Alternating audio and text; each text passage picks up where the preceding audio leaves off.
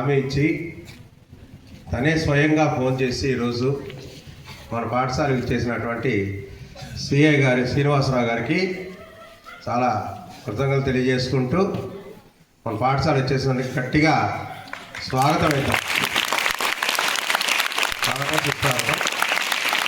అట్లాగే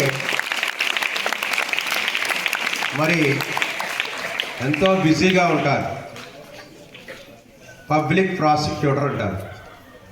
అంటే అనేక కేసులు గవర్నమెంట్ తరఫున తనే డీల్ చేసి కోర్టులో ఎంతో బిజీగా ఉన్నారు.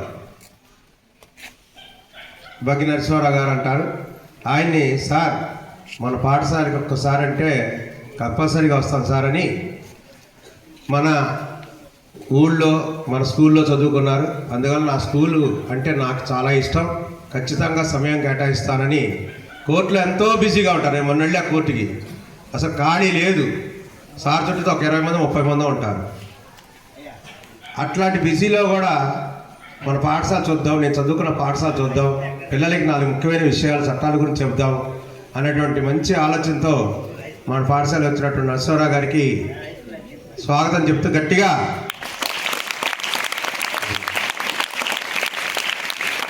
మరి ఇద్దరు చాలా ప్రముఖులు. వాళ్ళ యొక్క విలువైన సమయం ఇక్కడికి వచ్చారని మీరు జాగ్రత్తగా ఫాలో అయ్యి జాగ్రత్తగా విని ఏం చెప్తున్నారో తెలుసుకొని డిసిప్లిన్గా ఉండవలసిందిగా కూర్చున్నాం. ఫస్ట్ మరి గౌరవనీయులు పబ్లిక్ ప్రాసిక్యూటర్గా పనిచేస్తున్నటువంటి పెద్దలు అయినటువంటి శ్రీ బగ్గి నరసింహారావు గారిని మాట్లాడవలసిందిగా కూర్చున్నాను. చాలా ఆనందం వేసింది. అయితే నేనేం చెప్తాను, పిల్లలు చాలా హ్యాపీగా ఉండండి, సంతోషంగా ఉండండి. ఒక్క మాట దయచేసి నా సలహా ఏంటంటే తల్లిదండ్రులకి మీకు అబద్ధాలు చెప్పడం మాత్రం మానుకోండి. ఎప్పుడైనా పిల్లలు టీచర్స్ కానీ తల్లిదండ్రులకు కానీ మీ తోటి వాళ్ళకు కానీ అబద్ధాలు చెప్పడం స్టార్ట్ అయింది అంటే అది ఎంత దూరమైనా తీసుకెళ్ళింది. ఎప్పుడు కూడా పిల్లలు అబద్ధాలు చెప్పకూడదు, తల్లిదండ్రులు కానీ మాస్టర్స్ కానీ అబద్ధాలు చెప్పకూడదు. అబద్ధాలు చెప్తూ ఉంటే అది అలవాటు అయిపోతూ ఉంటుంది. ఇలాంటి అవకాశాలు మీకు ఎప్పుడన్నా వచ్చినప్పుడు ఆ పెద్దలు చెప్పే 4 మాటలు వినియోగించుకొని చక్కగా మీ జీవితాన్ని ముందుకు నడుపుకోవాలి. భవిష్యత్తులో ప్రతి వ్యక్తికి విద్య అన్నది ఎవరు కొనలేదు, విద్య ఎవరు కూడా కొనలేరు. మనం కష్టపడి చదువుకుంటే మీరు రేపొద్దున ఎట్లానే మంచి పోలీస్ ఆఫీసర్ కావచ్చు, మాలాగనే న్యాయవాది కావచ్చు, పబ్లిక్ ప్రాసిక్యూటర్ కావచ్చు, జడ్జి గారు కావచ్చు, కలెక్టర్స్ కావచ్చు, మంచి స్థానాన్ని మీకు అవకాశం ఉంటుంది. జీవితంలో ప్రతి మనిషి ఎదగడానికి ఒకే ఒక్క మార్గం చదువు. ఈరోజు మీ తల్లిదండ్రులు వ్యవసాయం చేస్తూ ఉదయాన్నే మీ అమ్మగారు మీ నాన్న పొద్దున్నే లేచి వాళ్ళు పొలం పనికి వెళ్తా మీ క్యారేజ్ కట్టించి వాళ్ళు పొద్దున్నే పనికి వెళ్తా బాగా చదువుకోమని చెప్పి మేము పంపిస్తే స్కూల్కి వచ్చి చక్కగా చదువుకొని వెళ్తే తల్లిదండ్రులుగా కూడా వాళ్ళకు కూడా చాలా ఆనందం.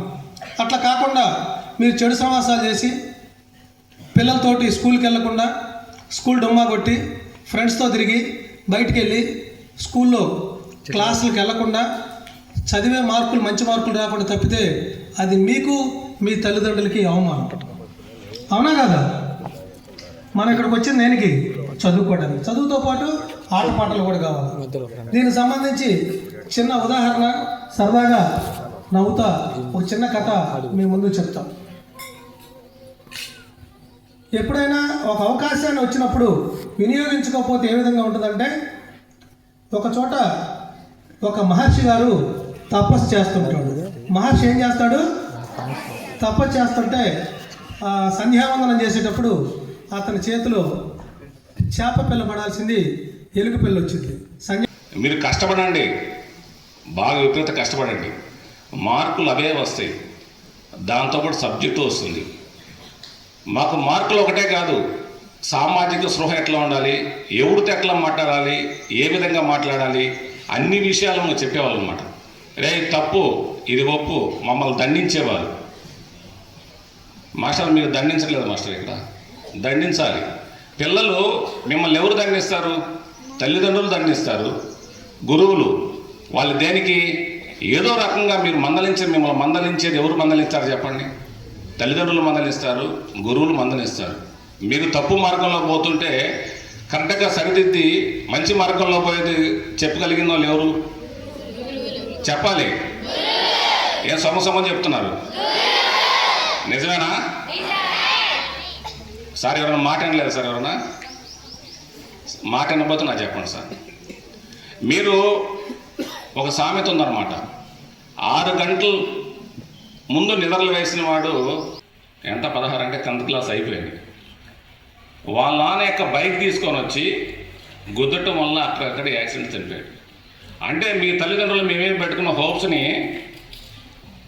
మీరు నాకు డ్రైవింగ్ వచ్చు అని చెప్పేసి నెగ్లిజెంట్గా డ్రైవ్ చేసేసి రోడ్లు పోయే ఒక వెహికల్ కుదటం వల్ల వాడు ప్రాణాపై చనిపోయాడు అన్నమాట. పిల్లవాడు చనిపోయాడు మన మండలంలోనే. ఎన్ని సంవత్సరాలు డ్రైవింగ్ లైసెన్స్ తీసుకోవాలి? ఎన్ని సంవత్సరాలు డ్రైవింగ్ లైసెన్స్ కావాలంటే మరి 18 years దాటకుండా మీరు వెహికల్ ఏం తీస్తారు? తీస్తే ఎవరైతే వెహికల్ అయితే తీసుకున్నారో డైరెక్ట్గా నాకు ఫోన్ చేయండి, వాళ్ళ తల్లిదండ్రులను పట్టుకెళ్తాం అనమాట. వాళ్ళని కాదు, వాళ్ళ నాన్నకి 6 నెలలు జైలు శిక్ష, 25,000 రూపాయల ఫైను. ఎవరైనా మైనర్లు 18 సంవత్సరాలు నిండకన్నా ఎవరైనా సరే వెహికల్ తీసుకుంటే, వెహికల్ నడిపితే మేము వాళ్ళ నాన్నని తీసుకెళ్ళిపోతాం. మరి అక్కడ యాక్సిడెంట్ అయింది, మనిషి ప్రాణాపాయం పోయింది. మరి వాళ్ళ యొక్క పరిస్థితి ఏంటి?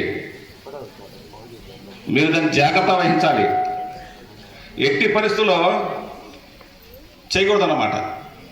నెంబర్ 2 ఏంటంటే, మనం తప్పు చేస్తాం, పొరపాటు తప్పు జరిగింది, ఆ తప్పుని కప్పుపుచ్చుకుంటానికి 100 తప్పులు చేస్తాం.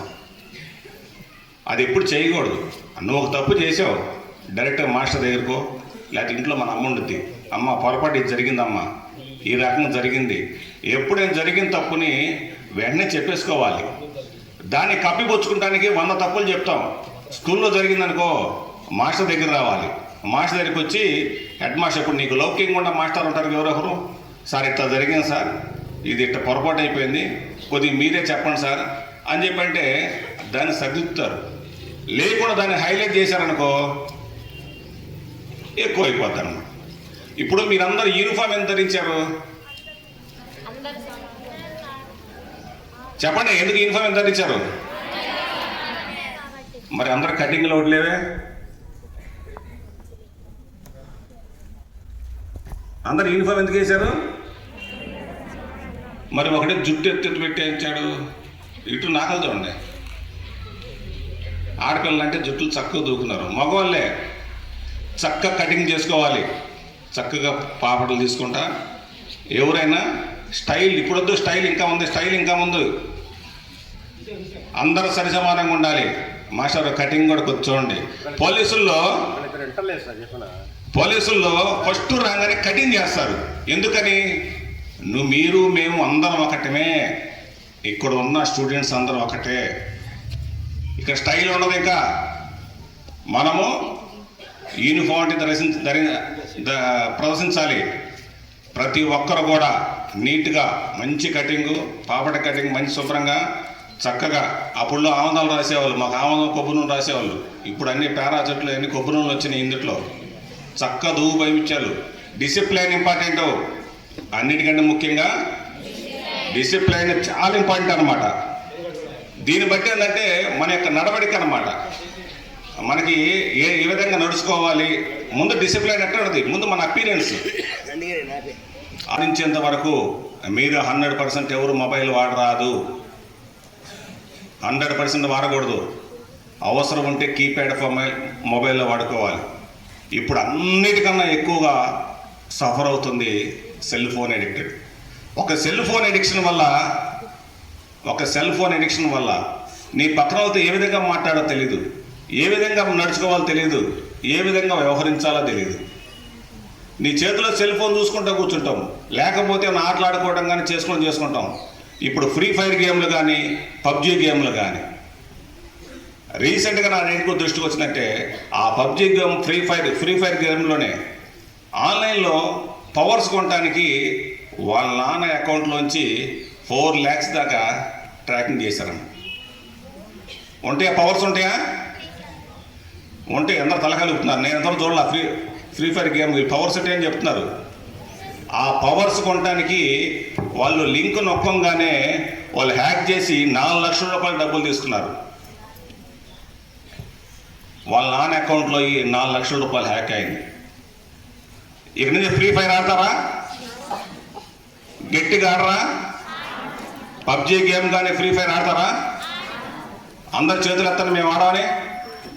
100% చెప్పాలి. మేము ఎట్టి పరిస్థితుల్లోనూ పబ్జీ గేమ్ లాంటివి, ఆన్లైన్ గేములు లాంటివి, మోసపూరిత గేములు లాంటివి ఏమి ఆడము. ఇంకో సెల్ ఫోన్ వాడడం చెప్తారు, అది కూడా చెప్తారు. సెల్ ఫోన్ వాడమని దింపేస్తారు మా చేతులు. చెప్పండి, ఎవరు కూడా దయచేసి సెల్ ఫోన్ వాడరాదు. ఓన్లీ కీప్యాడ్ మొబైల్ వాడండి. ఆండ్రాయిడ్ మొబైల్ అసలు వాడనే వద్దు. నెంబర్ 1 ఏంటి? ఎక్కువగా మైనర్లుగా ఉండగా డ్రైవింగ్ చేయరాదు. ఏం చెప్పండి చెప్పండి. నెంబర్ 1 ఏంటి?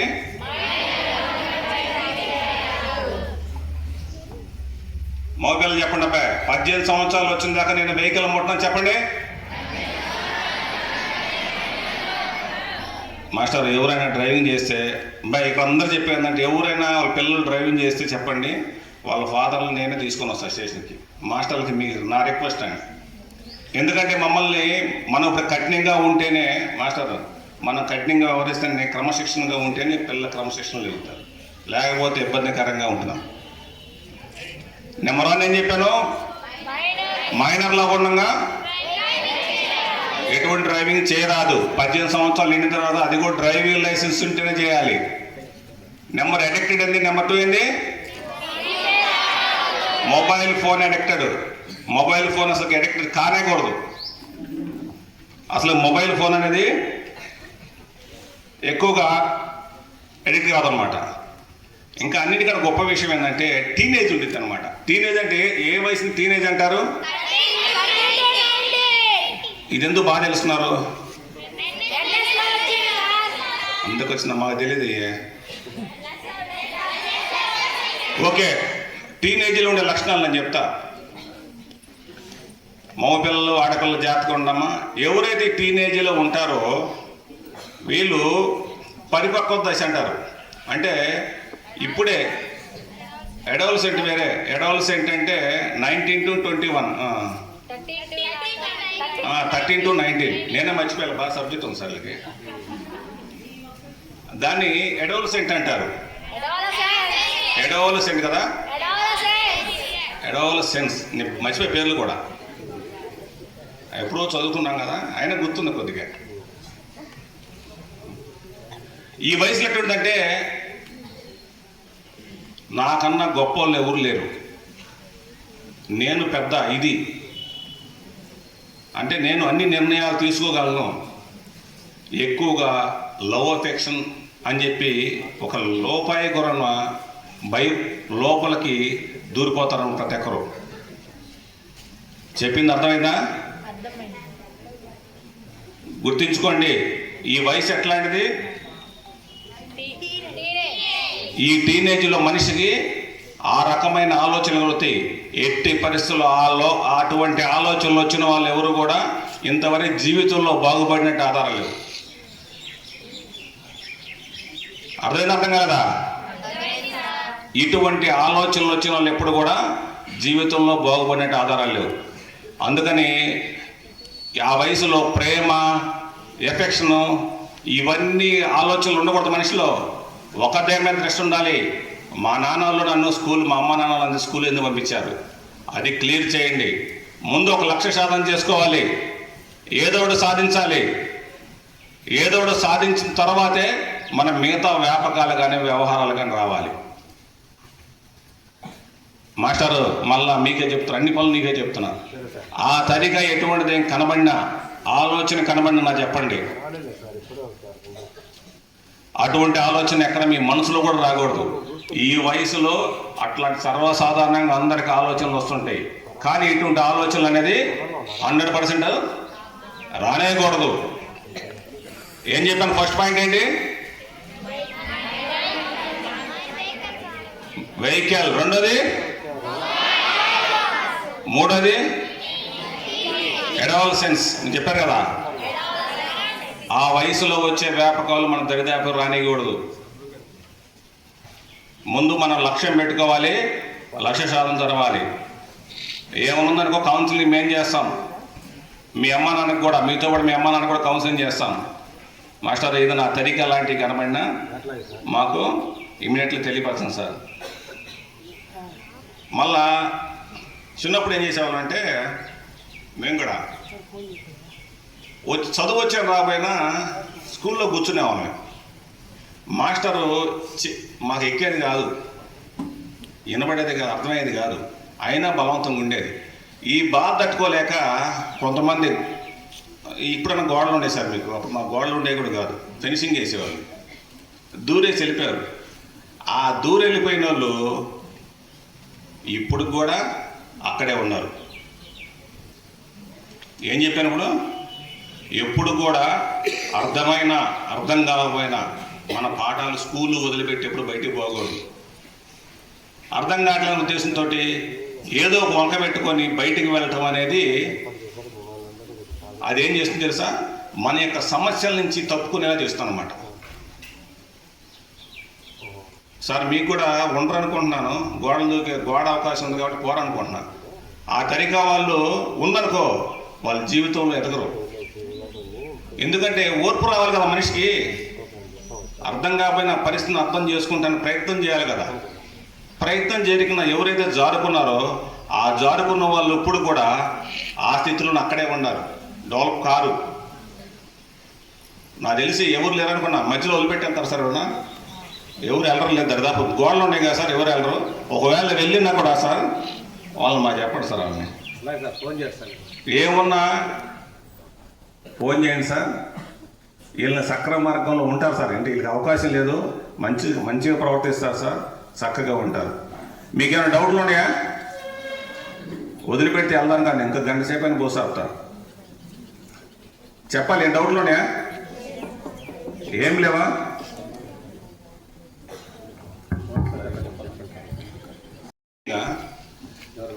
ఎవరైనా సరే ఒక అమ్మాయి మీద తల్లి తప్ప వేరే వాళ్ళు ఎవరు కూడా చెవి వేయనివా. అర్థమైందా? సొంత తండ్రికి కూడా అధికారం లేదు. దాన్ని మనం అర్థం చేసుకోవాలి.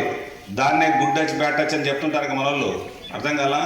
వాళ్ళు బ్లెస్సింగ్ ఇచ్చే పరిస్థితిని బట్టి ఉందా, లేకపోతే వాళ్ళ యొక్క అంతరం. అందుకని మనిషిని, ఒక ఆడపిల్లని, స్త్రీని టచ్ చేసే అధికారం ఒక తల్లికి మాత్రమే ఉంది. తండ్రి కూడా భుజమే చేయేస్తే దానికి మనకు అర్థం అవుద్ది. ఏ కొద్దిగా వ్యవహరించినా సరే ఇమ్మీడియట్లీగా అమ్మ తెలియపరచండి. ఎవరైనా సరే, బయట వ్యక్తులు ఎవరైనా సరే మీ పట్ల అసభ్యకరంగా ప్రవర్తించినా, ఏమాత్రం ఆ రకంగా చేసిన పోక్సో అనే చట్టం ఉంది మనకి, చాలా తీవ్రతరంగా ఉండిద్ది అనమాట. అందుకనే స్త్రీల మీద, చిన్నపిల్లల మీద ఎస్పెషల్లీ మీ పట్ల ఏ ఒక్క వ్యక్తి అయినా దగ్గర తీసుకున్నట్లు కనిపించినా సరే ఇమ్మీడియట్లీగా అసభ్యకరంగా ప్రవర్తించినా మాస్టర్లు చెప్పండి, అమ్మ చెప్పండి. మెయిన్ అమ్మ చెప్పాలి, అమ్మకే చెప్పాలి ఫస్ట్. ఓకేనా?